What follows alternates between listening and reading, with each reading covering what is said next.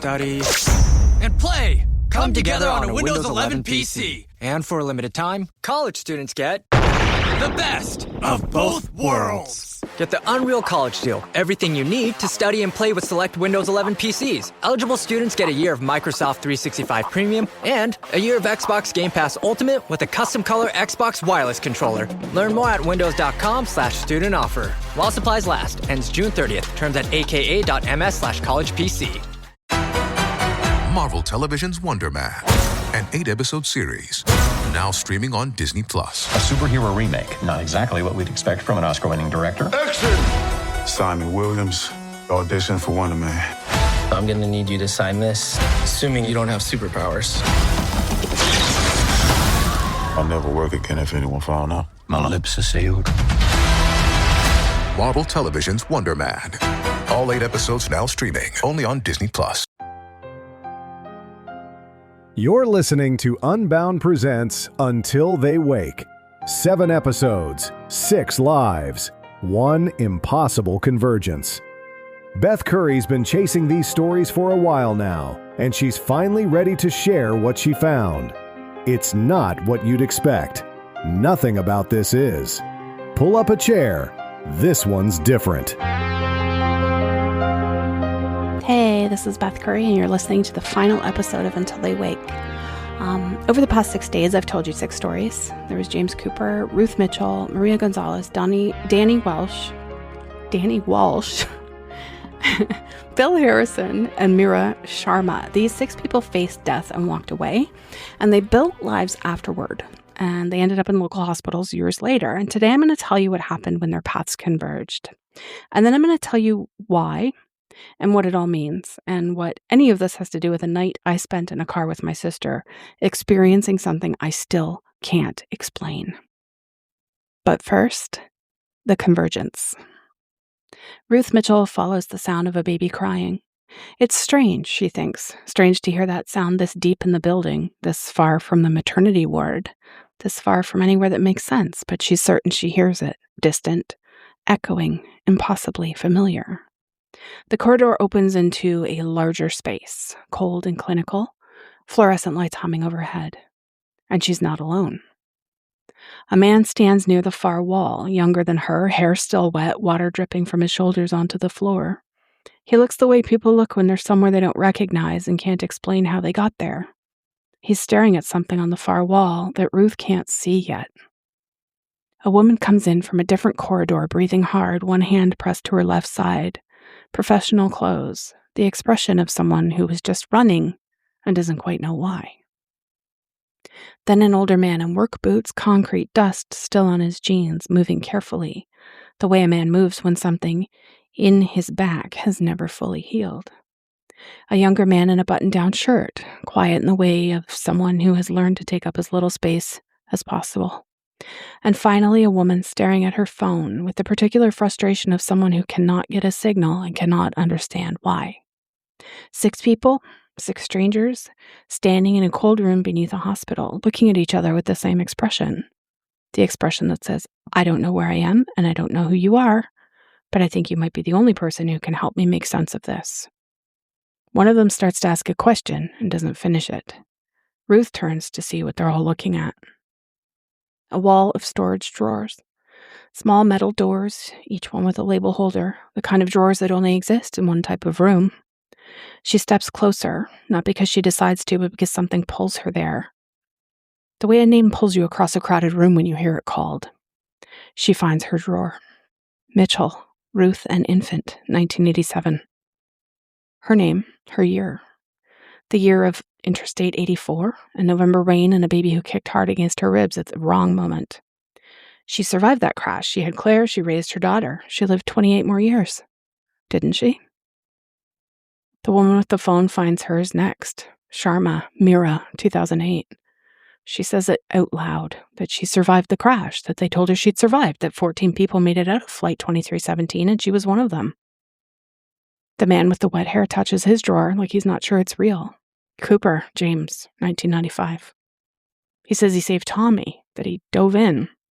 Tommy grew up and got married and brought his daughters to the community center to learn to swim. The older man goes pale when he reads his. Walsh, Daniel, 1976. He says he recovered, that he married Linda. They had Katie. Katie went to Pratt and designs buildings now. The woman who came in breathing hard finds hers and takes a step back. Gonzalez, Maria, 2001. She says no. She went to law school. She passed the bar. She helps people. The quiet man in his button down doesn't want to look at his. You can see it. The way he approaches the wall slowly, the way he already knows what it's going to say. Harrison, William, 1992. He sits down on the floor. Says his mother found him. She called 911. They pumped his stomach and he woke up. And he promised her. Silence. The hum of refrigeration units. The buzz of fluorescent lights. What follows is a conversation that doesn't have clean logic because there is no clean logic available to them. Mira says the hospital is in Springfield outside Philadelphia. Maria says no, it's Springfield General in Brooklyn. Or it was. She thought she was still in Brooklyn. Danny says this hospital's in Jersey. He helped build it in 1976. Ruth says Springfield General's in Portland. Her mother had a stroke there. 4 different cities, 1 building. Someone points out the dates on the drawers span 32 years, 76 to 2008. Someone else points out that they all arrived here in 2015. All of them. James was visiting Tommy's daughter. Ruth was visiting her mother. Maria had just finished her workshop. Bill had been sitting in the waiting room hoping his friend would make it through the night. Danny had been walking off a bad back in a hotel connected to the building where he'd almost died 39 years before. Mira had just spoken for 45 minutes about surviving the unsurvivable. All of them in 2015, all of them in the same room, all of them staring at drawers with their names on them from the years they thought they survived. Maria is the only one who says it out loud. They didn't survive. None of them survived. And the room gets quiet. Ruth says she held Claire, that she felt her daughter's heartbeat against her chest, that you don't invent something that specific and that physical and that real. James says he watched Tommy grow up, that he stood in the bleachers and ate sandwiches Sarah packed and cried at a wedding in 2009 in a way that surprised him. Danny says Katie went to college, that she called every Sunday like he used to call his mom. That she's real. She has to be real. None of them sound certain anymore. Bill is the one who names the room. The morgue, he says quietly. They're in a morgue, looking at their own names on their own drawers. Nobody argues with him. The lights flicker, the refrigeration units hum, the cold settles deeper. Ruth looks at these 5 people she has never met: a swim instructor, a construction worker, a paralegal, an accountant, a woman who survived a plane crash, and understands that they are connected by something that doesn't have a name. That whatever this room is, whatever this moment is, they were all pulled here by the same impossible gravity. She says she doesn't want to forget. She doesn't want to lose Claire. Not the memory of her, or the weight of her, the smell of her hair, or the way she looked at graduation. Bill stands up. He moves to stand with the rest of them. Says maybe that this is all that they get. These memories, these lives that they thought they'd lived. And maybe that counts for something. The lights flicker again. Something shifts in the room. Reality bending at the edges in a way that none of them have language for, in the way that none of us have language for, in the moments just before everything changes. Mira says she thinks it's happening again, that they're going back. Maria asks if they'll remember meeting each other, remember this room, remember standing together in this cold under a hospital that exists in 4 cities at once. Nobody knows. The 6 of them stand together as time does something it isn't supposed to do. It fractures. It folds back on itself. It returns each of them to the moment they've been living inside all along. In 1976, a platform gives way. In 1987, a car crashes on a rainy highway. In 1992, pills are counted into a palm on a bathroom floor. In 1995, a swimmer goes under. In 2001, a knife finds its mark on a Brooklyn sidewalk. In 2008, a plane falls out of the sky. Until they wake. These stories, if you haven't figured this out by now, and some of you probably did by episode 2, I wrote them. All of them. They're fiction. This was something I did a couple of years ago when I was processing death. James, Ruth, Maria, Danny, Bill, Mira, none of them were real people. I made them up, created their lives, their deaths, their impossible survivals.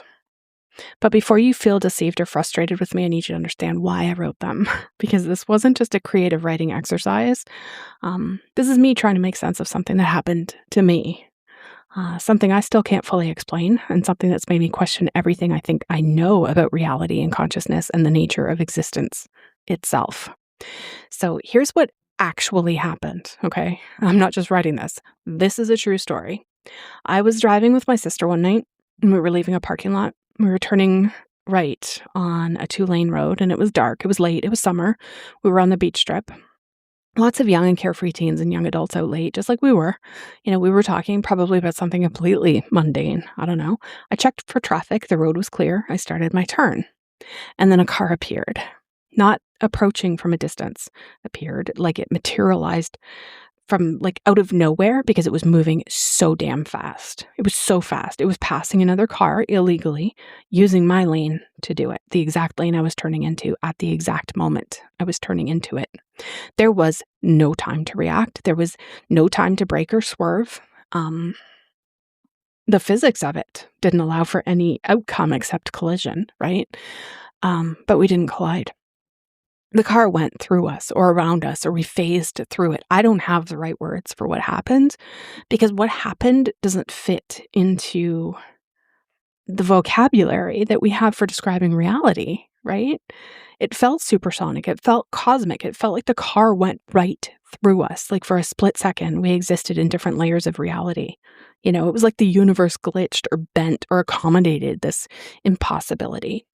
And then it was over. The car was past us. We were fine, completely fine. No impact, no sound, no nothing.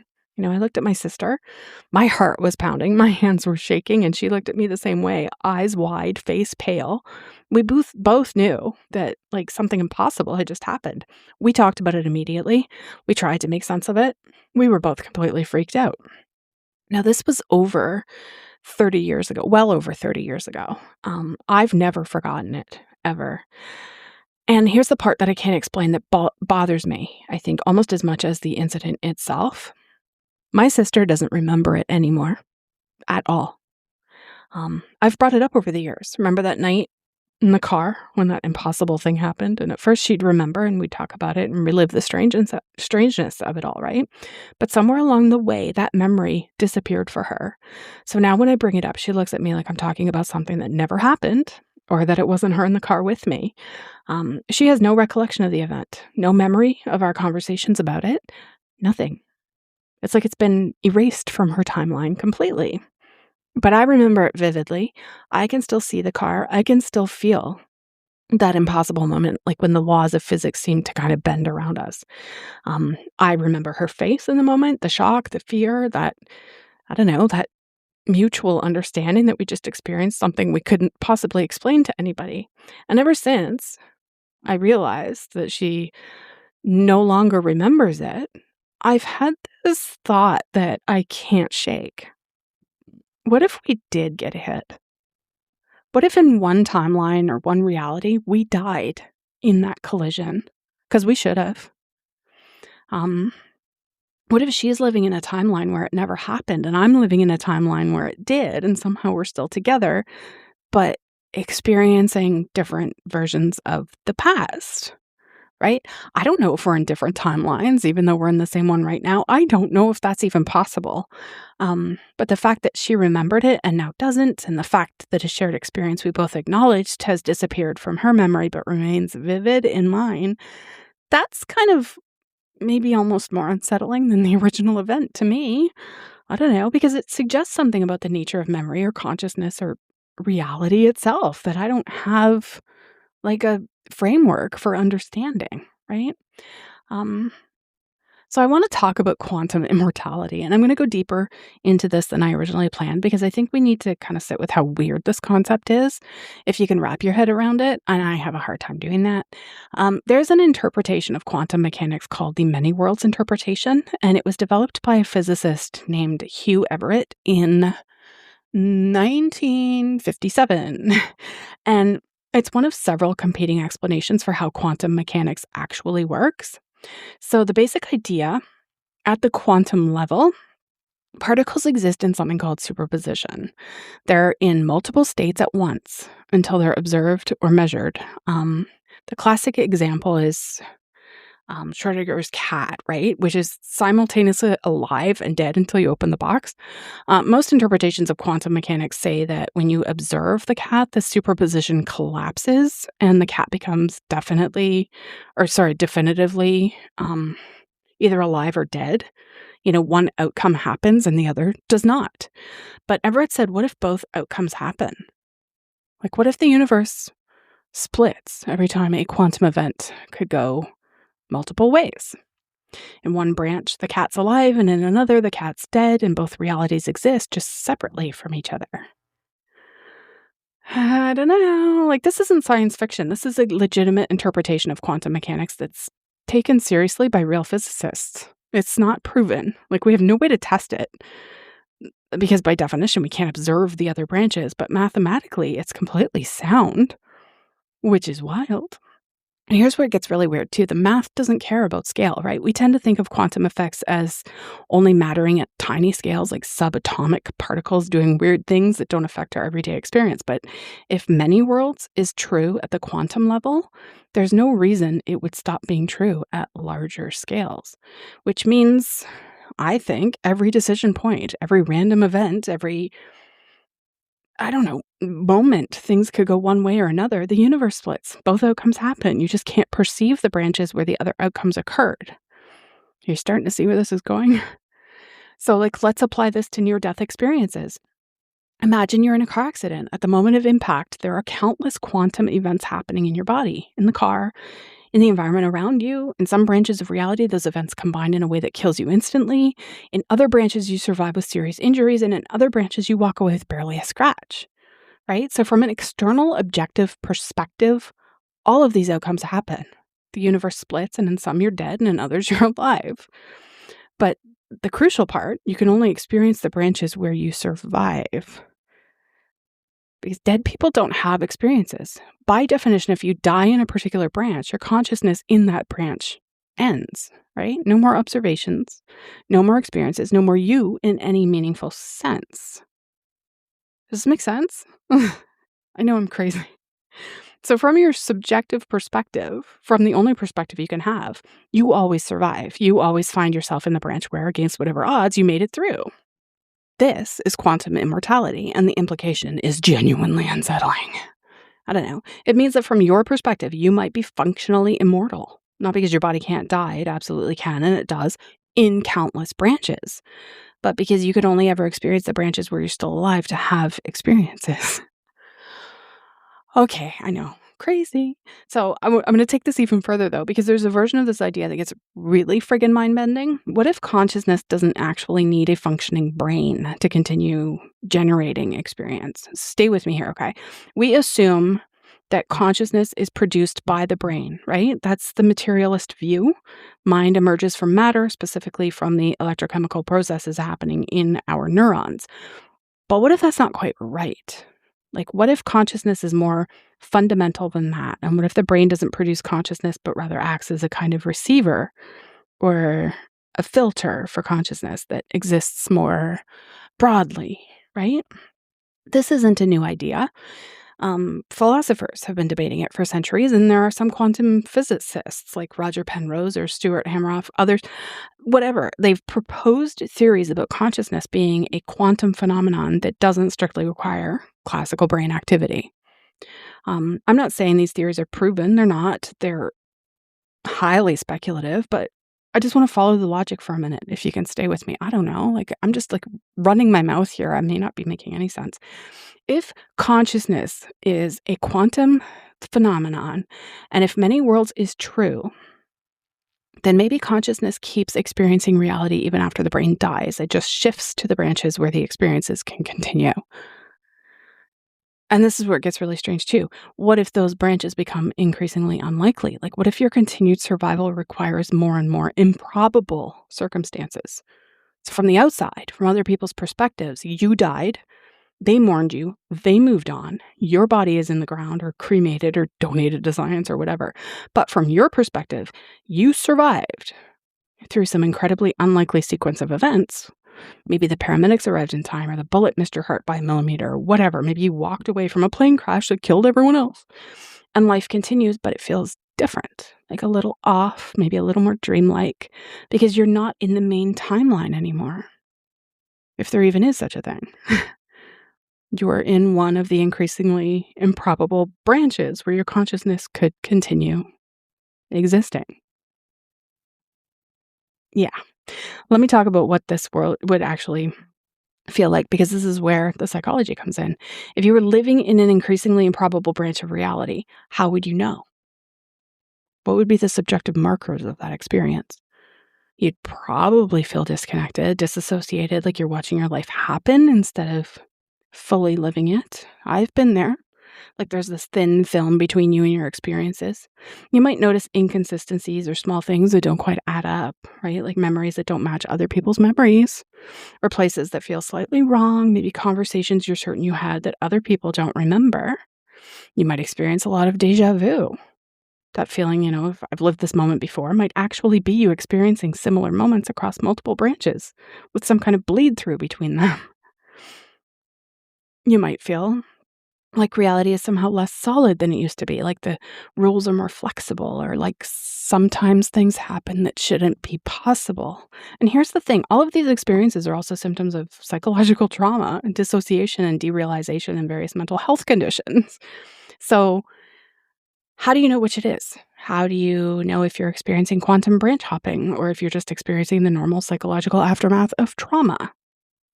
I guess the short answer is you can't know, right? There's no test for it. There's no way to definitively distinguish between a genuine quantum phenomenon and a psychological response that feels identical to what quantum phenomenon would feel like. And I think that's kind of unsettling. I don't know. I want to talk about memory for a minute too, because I think this is crucial to understanding what might be happening. So we think of memory as a recording device, right? Like our brains are cameras that capture these experiences and store them for later playback. But that's not how memory actually works. Memory is reconstructive. So every time you remember something, you're not playing back a recording, you're rebuilding the memory from fragments. And in that rebuilding process, you can alter the memory.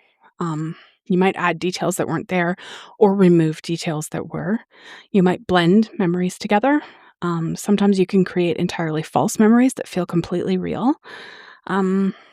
This has been demonstrated in countless psychological studies, right? You can implant false memories in people fairly easily.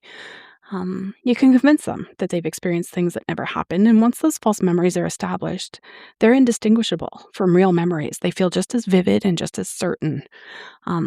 So I think the uncomfortable question with regards to that is, how do you know which your memories are even real? Most of us never seriously question this. We just trust our memories. We build our entire sense of identity on them. I am who I am because of the things I've experienced. But what if those experiences never happened? Or here's an even more uncomfortable question. What does really happened even mean? Like if you have a memory of an experience, and if that memory shapes who you are and how you move through the world, if it affects your decisions and your relationships and understanding of yourself, does it matter whether the experience actually occurred in some objective sense? Like from inside your own consciousness and from the only perspective you have access to, the memory is real because it's part of your experiential reality, right?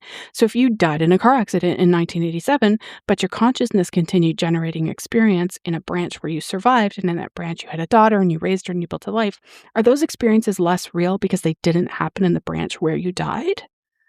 I don't think there's a clean answer to that. So I'm going to tell you about something called the simulation hypothesis, okay? Because I think it connects to all of this in an interesting way. The basic idea popularized by philosopher Nick Bostrom is this: it is possible to create realistic simulations of conscious beings. And if advanced civilizations tend to create such simulations, then statistically speaking, we're probably living in a simulation right now. Conspiracy theories aside, and, all the Matrix people and people say, well, we're living in a simulation. Who knows, right? So the logic goes like this. Imagine a civilization becomes advanced enough to create realistic simulations of conscious beings. They might create millions or billions of such simulations for research or entertainment, or whatever. So you'd have one base reality and millions of simulated realities. If you're a conscious being, what's more likely? That you're one of the few beings in the base reality, or that you're one of the millions of beings in simulated realities? Statistically, you're probably in a simulation. Now, I'm not saying I believe this, but I'm interested in what it would mean for our experience if it was true, right? Because the thing is, like, from the inside of a simulation, everything would feel completely real. You'd have memories and relationships and sensory experiences. You'd have all of it, right? There would be no way to know you were in a simulation unless the simulators chose to reveal that fact. And here's where it connects to quantum immortality as well. Like, what if consciousness continuity is the goal of the simulation? What if the simulation is designed to keep generating experience for conscious beings, even when, from an objective standpoint, those beings should be dead? That would look a lot like quantum immortality, wouldn't it? You'd keep finding yourself in increasingly improbable circumstances, surviving things you probably shouldn't survive, and like experiencing these glitches and inconsistencies as the simulation struggles to maintain coherence in these unlikely branches, right? Again, I'm not saying this is true, but it's interesting that multiple frameworks like quantum mechanics and simulation theory and certain philosophical and spiritual traditions kind of all converge on similar descriptions of subjective experience, right? So let me talk about my sister again, because I think her memory loss is actually the most important part of my story. When the event first happened, we both experienced it. We both freaked out. We both knew something impossible had occurred. That's two independent consciousnesses observing the same impossible thing, right? That should be solid, right? If two people witness the same event, that's confirmation it really happened. That's kind of how we usually establish objective reality, like through shared observation, right? But now, like over 30 years later, only one of us remembers it. Like, what does that mean? So one possibility: it never happened, and I've developed a false memory. Maybe there was a normal near miss, and my anxiety made it feel more dramatic than it was, and over the years I've built it into this impossible event. And my sister, having no reason to hold on to the memory of a mundane near miss, simply forgot it. That's the rational, psychological explanation, and it might be true. But here's another possibility. We're living in different timelines now, even though we're physically in the same reality. Maybe in the timeline she's experiencing, that event never happened. It's been retroactively erased or never existed in her branch. But in my timeline, it did happen, and I carry that memory because I'm in a branch that split from hers at that moment. We're still sisters, we're still having conversations, we're still physically in the same space, but we're experiencing different pasts, different histories leading to the same present moment. Is that possible? I don't know. It seems like it shouldn't be. I don't know, but quantum mechanics is weird enough. I can't completely rule it out, right? So let me talk about the psychology of believing in these ideas versus not believing in them, because I've gone back and forth on this over the years. Sometimes I'm convinced something genuinely strange happened that night, that reality bent in a way it shouldn't have, and I'm living in a branch I wasn't supposed to be in. Other times I just kind of think I'm engaging in magical thinking. I don't know. I had an mundane experience, and my brain, maybe seeking meaning and mystery, had transformed it into something more than it was. I'm no different from people who see faces in clouds or patterns and random noise and find significance where there is none. I don't know. Both of these perspectives feel true at different times, and I think that's okay. I think we're allowed to hold uncertainty, right? We're allowed to say, I experienced something strange and I don't know what the hell it means, and I'm okay with not knowing. I think there's a tendency in our culture to demand certainty, right? To insist that everything must either be scientifically proven or dismissed as delusion. But I think there's value in the space between those two extremes, right? There's value in saying this experience doesn't fit my current model of reality, but I'm not going to pretend it didn't happen just because it's inexplicable. Couldn't find the word there. There's value in taking your own experience seriously, I think, even when it contradicts consensus reality, And there's also value in maintaining skepticism, of course, in questioning your own perceptions and acknowledging that human consciousness is fallible, right? That memory is reconstructive, and we're all susceptible to cognitive biases and interpretive errors and stuff like that. Like, you can hold both of these positions simultaneously. You can say, I experienced something strange, and I might be wrong about what it means at the same time. What I think is actually going on, and this is my best attempt at a synthesis of all these ideas. I think consciousness is stranger and more complex than our current scientific models account for. I think the relationship between subjective experience and objective reality is probably not as straightforward as we typically assume. I think that they're genuine anomalous experiences, moments when reality seems to behave in ways that don't fit our models, near-death experiences, synchronicities, quantum phenomena, moments of radical discontinuity, right? I think these experiences are real in the sense that people genuinely have them. They're not making them up. They're not lying. Something is happening. But I also think our brains are these meaning-making machines, right? We're pattern recognition engines, and we take fragmentary, ambiguous data and we kind of weave it into these coherent narratives. And sometimes those narratives are accurate and sometimes they're not.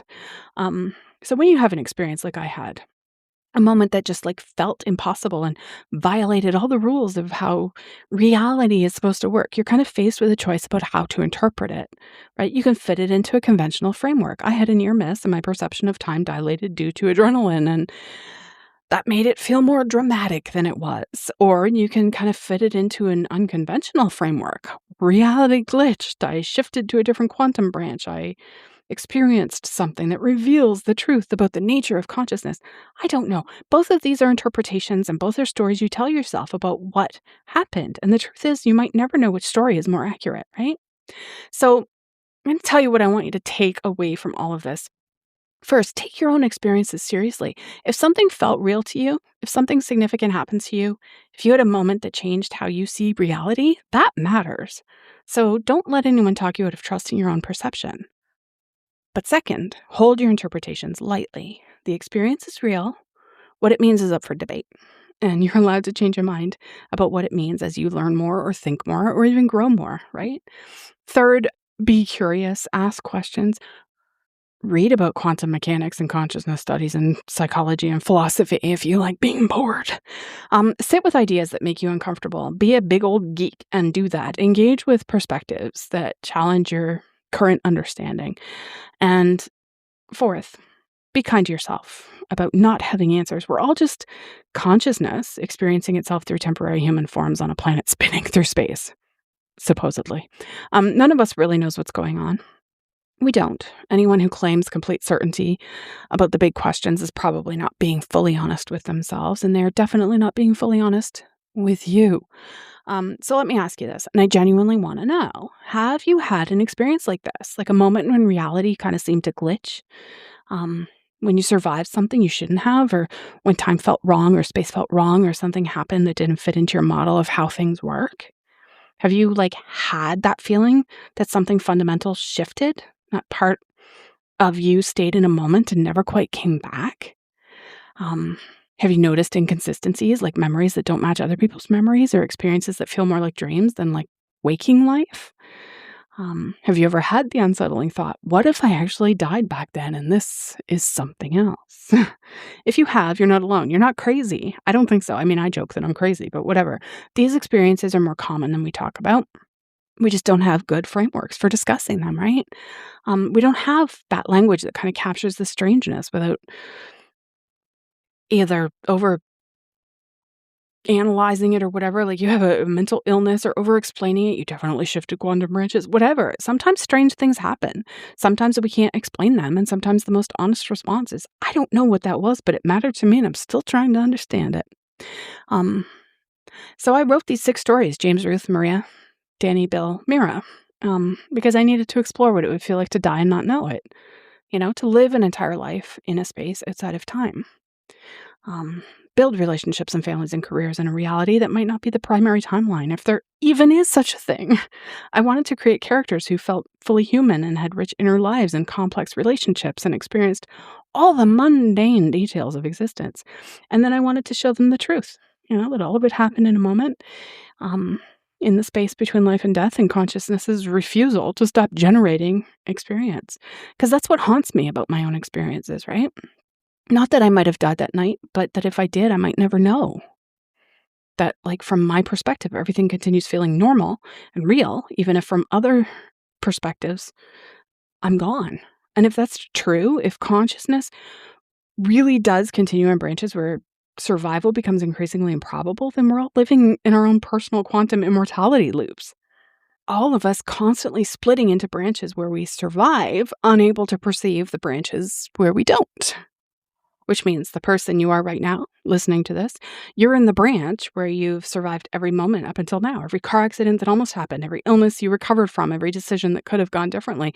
You're in the survivor branch, and you'll always be in the survivor branch from your own perspective until what?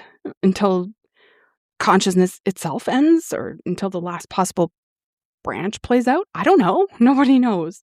But it changes how I think about life, about consciousness, and about the nature of existence itself. So here's my final thought. I'm going to let you go because I've just rambled on about nonsense. I mean, hopefully you're still with me. I don't know. Whether or not quantum immortality is real, whether or not my experience was what I think it was, whether or not any of this speculation has validity, none of that changes one fundamental thing. This moment right now is real. So if you're experiencing consciousness right now and hearing these words right now, if you're alive and aware and present, that matters, that counts, right? Maybe you're in an improbable quantum branch. Maybe you're in a simulation. Maybe you died 30 years ago and consciousness keeps generating experience anyway. Maybe none of that is true and reality is exactly as straightforward as it all appears, right? Either way, you're here now, you're conscious now, you're having this experience now. So what are you going to do with it? That's the question that matters, not which branch am I in or is this real, but given that I'm experiencing this, how do I want to show up? What do I want to create? How do I want to connect with others? What meaning do I want to make? Because meaning isn't something you discover. It's something you create. And you can create meaning whether you're in base reality or the millionth quantum branch or a sophisticated simulation or the dream of a dying consciousness. The experience is real. You're real. This moment is real. Everything else is speculation, and I'm totally tripped out right now. Sorry if I pulled you into that. Thank you for listening to Until They Wake. Thank you for staying with me through these 6 fictional stories and one very real exploration of the inexplicable. Thank you for being willing to sit with uncertainty with mystery. This episode in particular got kind of weird, I think, but you sat with the questions that don't have clean answers. If any of this made you think or reminded you of your own strange experiences, I want to hear about it. Really share it. Share it. Go to the Facebook group, send me an email. All the info's in the show notes. If you've got your own stories of reality glitches and impossible moments or experiences that don't fit, tell me. I want to talk about it because this shit fascinates me. And I think, the more we normalize uncertainty and mystery and the fundamental weirdness of existence, the better chance we have of eventually actually understanding what the fuck is going on, right? Or at the very least, we'll feel less alone in not understanding. So yeah, stay curious and stay open and question everything, including this. I'm Beth Curry. Thanks for waking up with me.